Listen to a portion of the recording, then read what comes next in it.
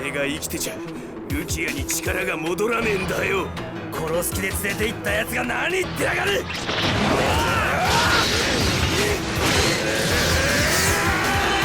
Comme une fleur de falaise, nous essayons tous de vivre en nous détournant de notre propre vide. Mais pour certains, le vertige semble les appeler. Si Ichigo a réussi à pénétrer la société des âmes pour sauver son ami Rukia, telle une fleur au sommet de son précipice, les plus puissants Shinigami vont tout faire pour éliminer la menace de leur terre. Séparé de ses amis, Ichigo fait face aux plus puissants adversaires qu'il n'eût jamais rencontrés. Et Tite Kubo s'élance dans une terrible surenchère de combats époustouflants, couplée à une intrigue digne des plus grands thrillers. Car les fleurs de falaise n'ont pas toutes décidé d'être accrochées ici, le monde des Shinigami semble renfermer de profonds et terribles secrets. À travers un scénario ambitieux et terriblement excitant, découvrez avec nous ou revivez l'histoire d'Ichigo avant son grand final en animé cet automne après plus de 10 ans d'absence. Ne loupez pas l'aventure, abonnez-vous et activez la notification. Aussi, laissez un maximum de pouces bleus sous cette vidéo si vous souhaitez continuer l'aventure avec nous jusqu'au bout. Vous êtes prêts? Il est l'heure de faire face au capitaine Shinigami, à leur conspiration et leur puissance vertigineuse.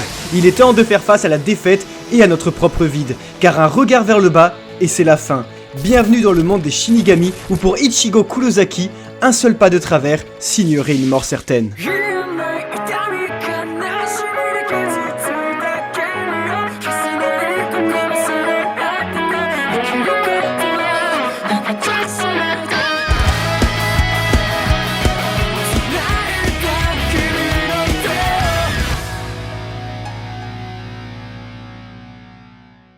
Mais avant de commencer, nous sommes très heureux d'être soutenus par notre partenaire qui finance notre aventure. On se retrouve alors juste après une petite page publicitaire. Merci à tous. Vous avez un ami à récupérer au Soul Society mais il y a environ 13 capitaines Shinigami qui veulent votre peau? Ne faites pas la même erreur qu'Ichigo et adoptez le réflexe CyberGhost VPN, le service qui vous permet d'accéder à tout le contenu protégé d'internet sans être repéré par Byakuya, même si en vrai je dirais pas non. En effet, grâce à CyberGhost VPN, vous êtes 100% anonyme. Connectez-vous ainsi n'importe où jusqu'à 7 écrans en simultané pour profiter des privilèges de n'importe quel pays en matière de jeux vidéo, streaming et e-commerce en illimité. Comme Urahara, vous aussi restez incognito sur terre bien pépouze et ne loupez aucun match de vos sports préférés en streamant grâce à CyberGhost VPN, l'Europa League, Champions League ou encore la NBA. Mais surtout, ne passez jamais à côté de vos programmes favoris en profitant du catalogue international de n'importe quel service de streaming. Dernier Marvel, films et séries non disponibles chez vous, animés exclusifs, dramas coréens ou encore l'intégrale de Bleach à dévorer avant son grand final en animé cet automne. Disponible sur Windows, Android, iOS, il vous suffit de cliquer sur le lien en description pour profiter d'une réduction de 84%, soit 1,94€ par mois, plus 4 mois offerts. CyberGhost VPN, votre âme vous remercie.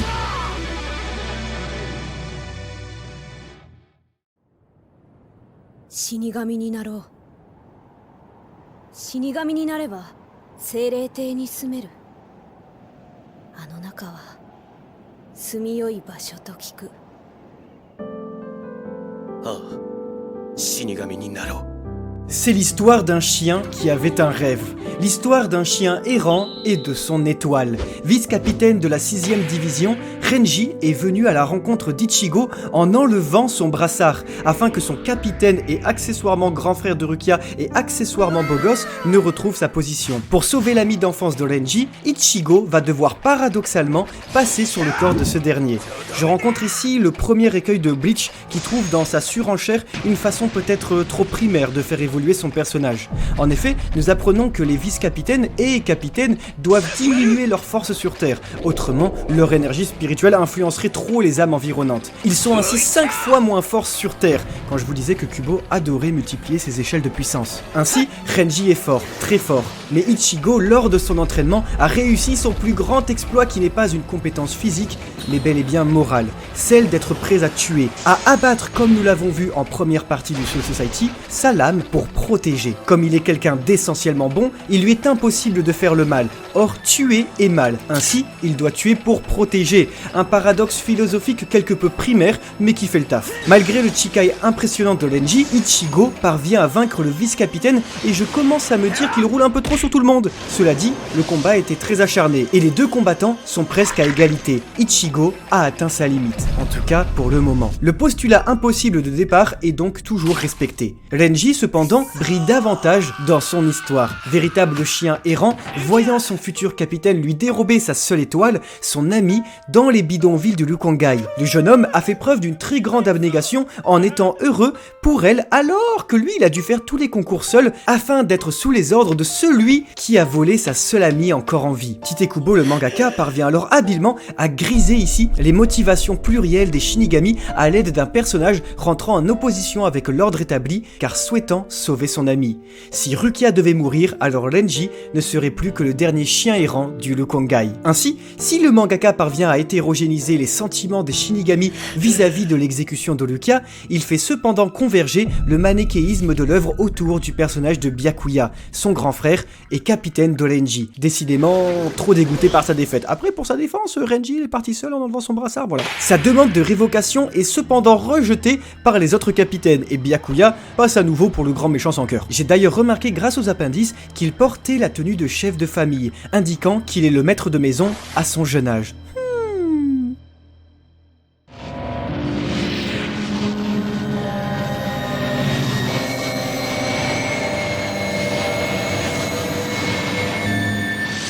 Émerveillé par la victoire sans précédent d'Ichigo, l'officier Bakuman de la 4ème unité spécialisée, rappelez-vous, dans les soins, apporte les premiers secours à Ichigo avant que celui-ci ne ressente la présence la plus meurtrière du Soul Society. Zaraki Kenpachi, capitaine de la 11ème division, a retrouvé la trace d'Ichigo et la formule du mangaka s'essouffle alors dans un léger malaise. En effet, Kenpachi le puissant a une énergie meurtrière terrible et l'auteur l'amorce plastiquement avec brio à travers Ichigo qui pense dans un premier temps que le capitaine lui chuchote à l'oreille, alors qu'il ne parvient même pas à le voir, et dès qu'il le voit, c'est comme s'il se faisait planter du regard. Ainsi, Kubo, dans sa planche, découpe l'essence en isolant les réactions d'Ichigo pour illustrer la puissance de Kenpachi. Lorsqu'il l'entend, c'est comme si le combat commençait, et dès qu'il parvient à le voir pour la toute première fois, c'est comme s'il venait de perdre. Ainsi, le combat est déjà fini avant même de pouvoir commencer. Un postulat excitant, graphiquement très bien présenté, mais qui malheureusement ne trouvera pas selon moi une conclusion à sa hauteur. En effet, la différence de force est telle que même lorsque normalement deux Shinigami s'affrontent, c'est celui qui met le plus d'énergie spirituelle dans son coup qui gagne l'échange. Or, l'énergie spirituelle de Kenpachi au repos, juste celle qu'il a en respirant donc, est plus puissante que celle induise dans les coups d'Ichigo. Donc, il ne peut tout simplement même pas se faire toucher. 戦うだけじゃ意味がねえ。生き残るだけじゃ意味がねえんだ。勝ちたい。俺は勝ちたい。 Ichigo est facilement vaincu, mais le shonen Neketsu en veut autrement et Zangetsu recontacte Ichigo à terre. C'est en cela que la défaite d'Ichigo est travestie comme une mise en pause de l'affrontement. Dans son coma, Ichigo doit se battre contre lui-même pour mériter Zangetsu. Et c'est une excellente métaphore du surpassement de soi. Car se surpasser, littéralement, c'est se vaincre soi-même. Et ce soi-même est de très bons conseils en disant qu'il faut écouter Zangetsu. Ainsi, ce soi-même est une superbe représentation graphique d'un travail mental qu'Ichigo est en train d'effectuer pour essayer de se relever. Lorsque l'on perd à quelque chose, on se questionne, on s'engueule nous-mêmes et puis le meilleur de nous dit là où on a fauté. La preuve en est avec cet Ichigo fantomatique qui dit en ultime mesure à Zangetsu qu'Ichigo est le roi de ce monde, soulignant que de Ichigo à Ichigo, on se comprend. Voilà une approche très freudienne de la psychologie. Sigmund Freud théorisa en effet dans sa psychanalyse l'idée d'être le maître de sa maison, à savoir être le seul arbitre de son esprit. Ça y est, Ichigo est le maître de sa maison. Il se relève et Zangetsu est réparé. Voilà l'écueil d'une formule trop répétitive, permettant au protagoniste de speedrun le manga comme c'est pas permis. Ichigo réitère le surpassement de soi qui était donc déjà limite face à Renji, lui permettant cette fois-ci de vaincre le capitaine le plus puissant du Soul Society. Cependant, sa victoire est due à une touche de mysticisme tant l'ultime parade de Kenpachi fut encaissée par le masque de Holo qu'a conservé Ichigo lors de son entraînement. La figure du double cartésien que nous avons étudié en première partie accompagne le héros et semble se mouvoir d'elle-même. Un double qui se retrouve donc dans l'esprit du jeune homme, nous invitant à penser que cette conscience pourrait être la représentation de sa part Holo. Une façon ici d'apporter une aide extérieure à la victoire d'Ichigo, tout comme une part de mystère au personnage. 久しぶりなんだ。こんな気分は。強くなりてー。 Si l'on met de côté le fait qu'il soit représenté comme le plus fort des capitaines et qu'il s'est fait avoir par un arriviste, Kenpachi s'avère être particulièrement touchant, notamment à travers le duo qu'il forme avec sa vice-capitaine Kuzachika Yashiru. Ça me rappelle Zoro et Chopper, c'est trop mignon. La jeune fille est originaire du 79e district et Kenpachi du 80e, donc le plus violent de tous, et ça c'est juste terriblement excitant. Cependant, la vérité sur la puissance de Kenpachi puise son origine dans le second éveil du Zanpakuto, que nous allons enfin bientôt étudier. Mais pour cela, le capitaine doit commencer par le Shikai, à savoir nommer sa lame. Dans son Capital, Karl Marx disait que nommer était faire exister. En effet, Kubo semble revisiter l'éthico-politique du philosophe à travers l'entre-nous. Marx disait qu'il existe un appel à l'entre-nous, sous-entendant que nous nous attirons vers l'entraide, nous aider entre nous. Or, ici, cet entre-nous converge davantage de soi à soi. Il existe en effet, et je pense vous l'avez compris à travers les analyses, constamment dans Bleach, un appel de l'entre-nous, de nous à nous. Cet appel invite à apprendre à se connaître pour nommer, pour exister. Si l'on parvient à nommer sa lame, alors elle existe de fait. Ainsi, Kenpachi promet de devenir plus fort et peut-être plus communiste, on verra. Sur une autre note plus plastique, Kubo semble opérer une référence qui sauterait aux yeux de n'importe quel fan de pirates. En effet, heureuse contingence ou référence assumée, la dernière apparition de Kenpachi nous ramène au chapitre 51 de One Piece, sorti 5 ans auparavant, où un personnage vaincu en pleurs tend sa lame vers le ciel et promet de devenir plus fort. Ça fait beaucoup, la similitude est frappante et même plus que suspecte. Mais je sais pas du tout si c'est une référence assumée, n'hésitez pas à me dire en commentaire. Cela dit, il y a quelque chose dont je dois vous parler.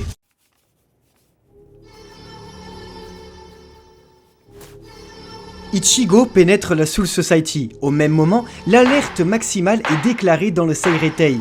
L'ensemble des capitaines est convoqué et Gin Ichimaru, qui s'est contenté d'expulser les maléfices errants au lieu de les tuer, doit s'expliquer. Son cas sera jugé après avoir éliminé les intrus, mais Ichimaru ne semble pas se faire de soucis. En effet, rapidement et après la défaite de Renji, vice-capitaine, l'état d'alerte est donc proclamé. Ichimaru, comme tous les autres capitaines, est sonné de se battre. Il semblerait alors que Gin ait misé sur la puissance d'Ichigo contre Renji, expliquant son sang-froid à toute épreuve. Un seul personnage semble se douter des motivations d'Ichimaru, et c'est Aizen, capitaine de la 5e division, un nom qui, comme Kenpachi, j'aurais entendu un nombre incalculable de fois avant de commencer ma lecture. Aizen se voit attristé du sort de celui qui officia chez lui avant d'aller chez Kenpachi pour enfin terminer vice-capitaine chez Byakuya. Aizen, c'est le capitaine intelligent, voilà, faut le dire, j'en suis sûr, c'est le mastermind des Shinigami, bref, c'est le seul capitaine à avoir des lunettes et ça on me le fait pas à moi. Maintenant, ce qu'il me reste à savoir, c'est s'il est gentil ou méchant. Il est le tout premier à avoir les mêmes informations que les lecteurs, à savoir que trop de choses clochent et que le Soul Society souhaite la mort de Rukia le plus rapidement possible sans en expliciter les raisons.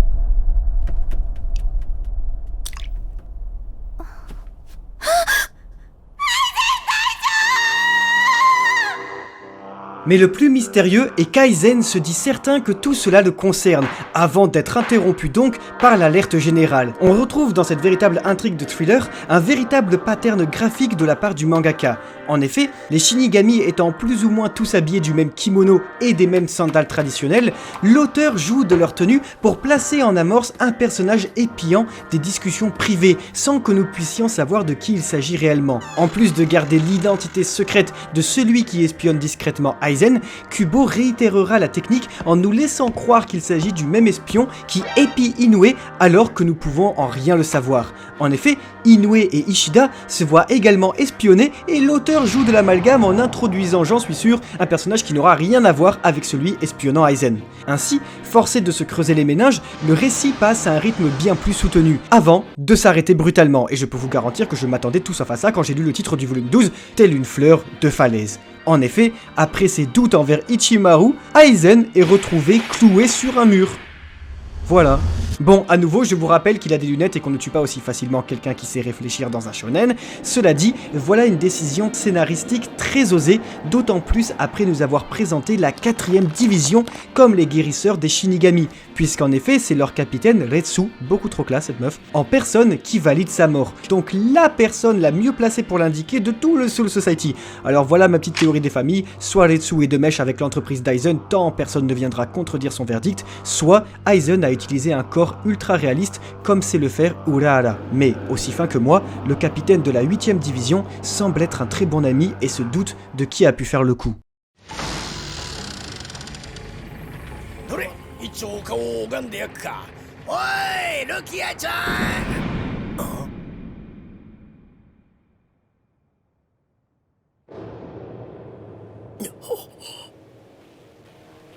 Le second arc du Soul Society rencontre un final de mi-saison lors de son volume 13, décidément le mieux écrit de la série jusque-là. En effet, pendant qu'Ichigo se remet de ses blessures, Ganju parvient à pénétrer la cellule de Rukia pour la libérer. Intervient alors le premier véritable retournement de situation de Bleach. Rukia est en réalité celle qui a tué le grand frère de Ganju, Kaien Shiba. Et ça, on l'apprend uniquement à travers les dessins d'une grande justesse du mangaka. En effet, le découpage tout bonnement exemplaire de Kubo rend le visage de Ganju absolument magnifique et déstabilisant. Car le fait que la réaction du jeune homme intervienne dans le découpage après la vision rassurante et soulageante de Rukia la rend terriblement déstabilisante. Intervenant en fin de page, Ganju s'arrête de parler et nous sommes forcés de tourner la page pour découvrir Rukia, à savoir la satisfaction absolue des lecteurs, suivi du visage de Ganju, qui rentre en contradiction totale avec les faits escomptés. Nous avons tout juste le temps de comprendre que Ganju venait de trouver en celle qu'il doit sauver sa terrible vengeance. Intervient alors dans un climax fantastique Byakuya, le grand frère, toujours aussi cool et froid. Alors que la catastrophe s'annonce, en contrebas, Monsieur Yoruichi, le chat, a retrouvé Ichigo et se transforme en forme humaine. Et en fait, c'est une femme, quoi! Non, en vrai, je rigole, je me suis fait spoil, j'ai la haine, voilà, je voulais mettre une pépé Yoruichi pour la voir en chat. Là, imaginez ma gueule en voyant la meuf partout, bref. Je l'adore, elle est vraiment très intéressante, indépendante, forte et intelligente, tout en étant consciente de ses nombreuses limites. Grâce à elle, Ichigo est à nouveau en forme et notre roue préférée s'élance avec son cerf-volant shinigamien pour s'interposer face à Ganju et Byakuya. Mais vous n'êtes pas sans savoir le théorème de Kitagore, à savoir que dans tout bon Neketsu qui se respecte, le flow est proportionnel à la puissance du personnage. Et le capitaine de la 6ème division est le personnage le plus cool de la Javel. Ainsi, malgré ses efforts, Ichigo passe à côté d'une mort certaine grâce à l'intervention du capitaine Pixis, Yushiro Ukitake, venu interrompre le combat. En effet, le capitaine de la 13ème division est en réalité le chef de Rukia et est en ligne de front pour lutter contre l'enfermement de son officier en plaidant sa non-culpabilité quand même son propre frère veut la tuer.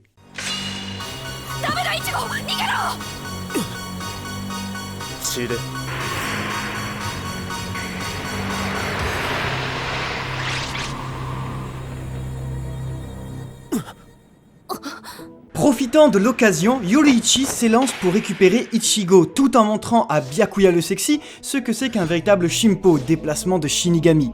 La fin de cette mi-saison est l'occasion de se pencher sur l'intervention textuelle du très mystérieux Messire Kaien, amorçant sa venue dans le manga à travers les pensées de Rukia avant même que nous apprenions que c'est elle qui l'a tué de ses propres mains. Cela permet d'énoncer les sentiments très sincères de la Shinigami envers Messire Kaien avant de nous montrer que c'est elle qui a tué le grand frère de Ganju. Ainsi, nous pouvons estimer qu'elle ne l'a pas fait volontairement. Quoi qu'il en soit, le personnage ressemblait terriblement à Ichigo aux yeux de la jeune Rukia, lorsque celui-ci lui assurait qu'il ne mourrait pas. Kaien aurait-il dit la même chose à Rukia peut-être avant de mourir? J'ose faire un lien encore plus poussé avec la présence d'un mentor inconnu lors du premier arc qui, rappelez-vous, indiquait à Rukia l'existence de deux sortes de combats dans la vie, ceux pour soi-même et ceux pour l'honneur. C'était une des tout premières occurrences du dualisme cartésien. Si ce mentor est Kaien ou est lié au personnage d'une quelconque manière, alors on a affaire au plus grand foreshadowing jusque-là. Affaire à suivre. かなりの危険がつきまとうな。お主には全く別のやり方で3日で挽回を習得してもらう。3日。coupant son arc en deux, Kubo fait toucher du doigt la victoire à son personnage principal avant de l'obliger à subir un second entraînement. En effet, Yoruichi annonce avec une classe carcérale à Byakuya qu'Ichigo aura les capacités de le vaincre dans 3 jours. Nous avons vu en première partie d'arc que chaque Zanpakuto avait 2 niveaux d'éveil. Après avoir appris à maîtriser le Shikai, premier niveau d'éveil de sa lame en apprenant son nom avec Karl Marx Urahara, Ichigo doit apprendre à maîtriser avec Yoruichi le nom le plus classe, le truc que j'ai pas arrêté d'entendre avant de lire, la différence ultime entre les capitaines et les autres. Ichigo va devoir apprendre, mesdames et messieurs, le Bankai, l'éveil dit sacré. Le Bankai prend plus de 10 ans à être maîtrisé et est nécessaire au titre de capitaine. Seul Kenpachi, redoutablement puissant de base, ne le maîtrise pas, et je trouve ici la catharsis extrêmement bienvenue pour le personnage, expliquant d'ailleurs un tas de choses importantes. En effet, depuis le début, quelque chose me dérangeait. On n'arrête pas de dire que c'est le plus puissant des capitaines, pourtant il s'est fait battre en tout premier, et les autres ont tous l'air plus forts que lui. C'est en réalité parce que Kenpachi est le plus faible de tous les capitaines, tant il n'a même pas le Bankai. Non, pire, il n'a même pas le Shikai, tant il n'a pas réussi à nommer sa lame. Kenpachi est juste un diable qui peut devenir surpuissant. Et cela, tout le monde le sait en évaluant son potentiel, et non pas sa puissance, au titre de plus puissant capitaine des divisions. En parallèle, Renji, qui se repose, est le second personnage après Ichigo à nous montrer l'identité visuelle de son Zanpakuto, une chimère singe. Cette création graphique m'invite à penser à tous les jeux de dialogue entre les lames et leurs détenteurs. Leurs comportements peuvent être un terrain d'expérimentation très amusant à découvrir, surtout en découvrant que Kenpachi aura un jour le sien. Quoi qu'il en soit, Kubo établit encore et toujours ses échelles de puissance à l'aide de multiplication. En effet, le Bankai est 5 à 10 fois plus puissant que le Shikai. Premier réveil, il est la différence de l'élite, de ceux qui ont l'étoffe des plus grands, de ceux qui peuvent prétendre au titre de capitaine Shinigami. Si 10 ans sont nécessaires à l'obtention d'un tel pouvoir, Ichigo se doit de l'avoir en 72 heures seulement. Le plus difficile entraînement de sa vie l'attend, mais il n'est pas question de reculer maintenant. Après s'être confronté à l'étendue des capitaines, Ichigo le sait, les choses sérieuses peuvent commencer.